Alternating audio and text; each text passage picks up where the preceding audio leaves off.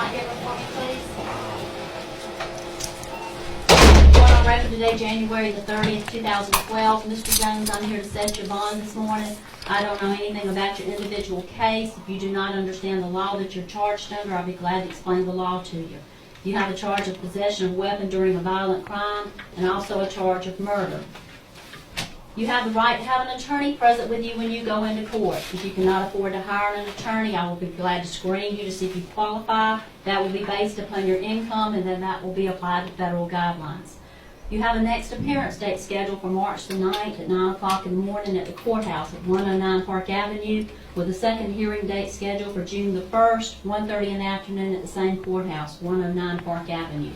You also have a right to what is called a preliminary hearing. What happens in that hearing, the state is prosecuting you. They have to come in and give sworn testimony before the judge to establish probable cause.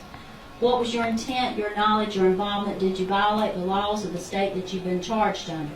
If they cannot establish probable cause, then your charges can be dismissed at this hearing, but you can be directly indicted if there's enough evidence to take before a grand jury.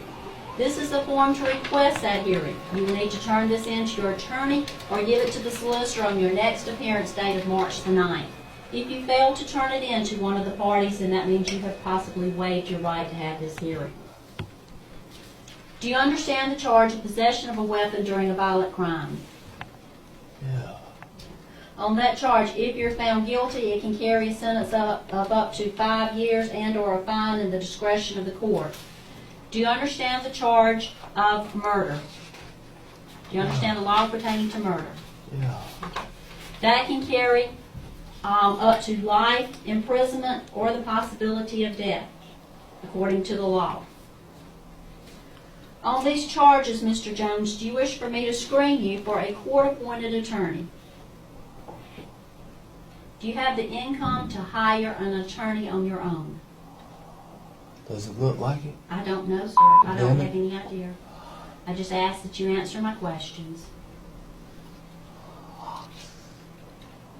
Are you currently employed? No. Do you want me to screen you for an attorney? No. You going to hire your own?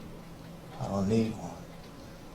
Mr. Jones, I never advise anyone to go into court regardless of the charge without an attorney.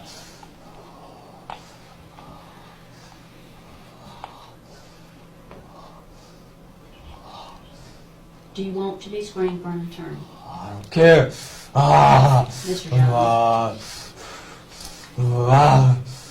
You state at this time you are currently unemployed. I am going to pre-qualify you for a court-appointed attorney.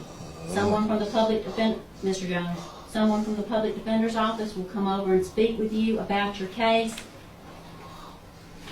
Now, on the charges of possession of a weapon during a violent crime, here's a copy of all your rights that I've gone over with you. If the charge is brought against you, if you're found not guilty, if the charges are dismissed or no pros, then these can be expunged from your record, which means they can be erased from your record just like it never existed.